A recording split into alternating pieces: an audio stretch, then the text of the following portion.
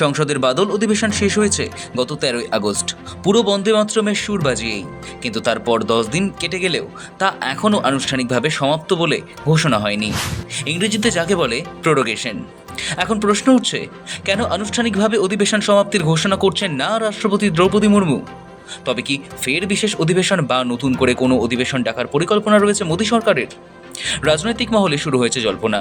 সংসদ সচিবালয়ও বুঝে উঠতে পারছে না কেন এখনও আনুষ্ঠানিক সমাপ্তি ঘোষণা হয়নি। ডিলিমিটেশন সংক্রান্ত বিধানসভায় সংশোধন বিল আনার কি কোনো পরিকল্পনা চালিয়ে যাচ্ছে সরকার, নাকি অন্য কোনো চমক? চর্চা জাতীয় রাজনীতিতে।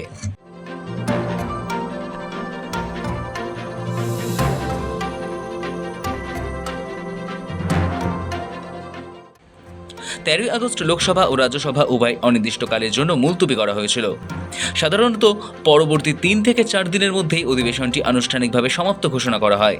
এখনও পর্যন্ত বাদল অধিবেশন স্থগিতের বিজ্ঞপ্তি জারি করা হয়নি, যদিও বাজেট অধিবেশন 18 এপ্রিল শেষ হয় এবং 20 এপ্রিল তা সমাপ্ত বলে ঘোষণা করা হয়।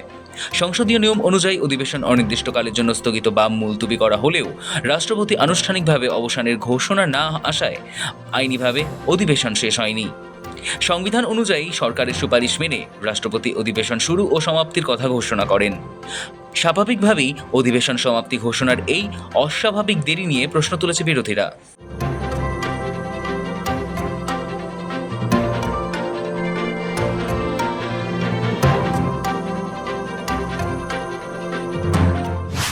ডিলিমিটেশন বিল মোদী সরকারের বড় চ্যালেঞ্জ। 12 বছরে প্রথমবার সংসদে হারের মুখ দেখতে হয়েছে মোদী সরকারকে। মহিলা সংরক্ষণ সংশোধনী এবং আসন পুনর্বিন্যাস আইন সংসদে পাশ করাতে পারেনি এনডিএ শিবির, আর সেই হার যেন কিছুতেই হজম হচ্ছে না বিজেপির। এই পরিস্থিতিতে সংসদের অধিবেশন আনুষ্ঠানিকভাবে সমাপ্ত ঘোষণায় না হওয়ায় আসন পুনর্বিন্যাস অর্থাৎ ডিলিমিটেশন সংক্রান্ত নারী সংরক্ষণ বিল বা অন্য কোনো বিশেষ প্রয়োজনে সরকার বিশেষ অধিবেশন ডাকতে পারে বলে জল্পনা শুরু হয়েছে। বাজেট অধিবেশনে সরকার প্রয়োজনীয় সংখ্যা জোগাড় করতে পারেনি বলে ওই বিল আটকে যায়। বিরোধী দলগুলো, বিশেষ করে দক্ষিণের দলগুলির উদ্বেগ ছিল যে জনসংখ্যা ভিত্তিক আসন পুনর্বিন্যাস লোকসভায় তাদের শক্তি কমিয়ে দেবে। বিরোধীদের অভিযোগ, নিজেদের সুবিধামতো আসন কাঠামোয় বদল ঘটিয়ে সরকার লোকসভা নির্বাচনের আগে বিরোধীদের লড়াই আরও কঠিন করে দিতে চাইছে। কিন্তু মোদী সরকার বিল পাশ করাতে মরিয়া। তাদের উদ্বেগ কমাতে সরকার রাজ্য ও কেন্দ্রশাসিত অঞ্চল জুড়ে লোকসভার আসনের সংখ্যা অভিন্নভাবে 50% বৃদ্ধি করার একটি রূপরেখা তৈরি করেছে। গত সপ্তাহে কেন্দ্রীয় স্বরাষ্ট্রমন্ত্রী অমিত শাহের সভাপতিত্বে দক্ষিণ আঞ্চলিক পরিষদের বৈঠকে তামিলনাড়ুর মুখ্যমন্ত্রী সি জোসেফ বিজয় বিষয়টি উত্থাপন করার পর থেকে সীমানা পুনর্বিন্যাস সংক্রান্ত মহিলা সংরক্ষণ বিল নিয়ে সরকারের পরবর্তী পদক্ষেপ সম্পর্কে জল্পনা বেড়েছে। এর আগে 2015 সালে বাদল অধিবেশনে এই ব্যবধান ছিল 28 দিন, 2021 সালে 20 দিন, কিন্তু সেই সময় এমন কোনো পরিকল্পনা ছিল না। এবার এই অস্বাভাবিক দেরির কারণ কি, সেই প্রশ্ন উঠছে।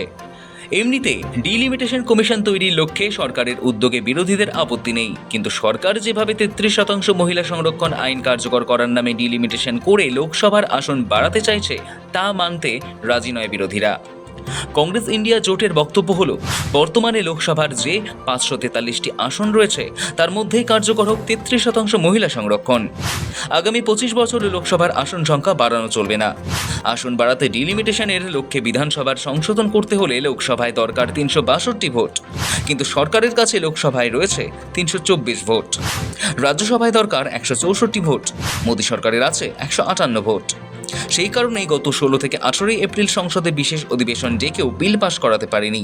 परिसीमन को लेकर जैसा कि अभी वेणुगोपाल जी ने आपको कहा, मैं एक बार फिर दोहरा दूं, कांग्रेस पार्टी की राय है कि मौजूदा लोकसभा की संख्या 543 है। वो अगले 25 साल तक 543 ही रहने के पक्ष में है। उसमें जो हर एक राज्य का हिस्सा है वही रहे अगले 25 साल तक, और इस 543 वाली लोकसभा में 1/3 महिला आरक्षण, जिसके लिए सितंबर 2023 को अधिनियम बना था और जो 16 अप्रैल 2026 को 3 साल बाद वो नोटिफाई हुआ, उसको लागू करने की मांग आज सीडब्ल्यूसी ने किया। এসব নিয়ে চর্চার মাঝেই এবার অধিবেশন আনুষ্ঠানিকভাবে শেষ না হওয়া নিয়ে চর্চা শুরু হয়েছে। কেন অধিবেশন সমাপ্তির ঘোষণা করছেন না রাষ্ট্রপতি দ্রৌপদী মুর্মু? নয় কৌশল শাসক শিবিরের চর্চা জাতীয় রাজনীতিতে। ব্যুরো রিপোর্ট, সময়, কলকাতা।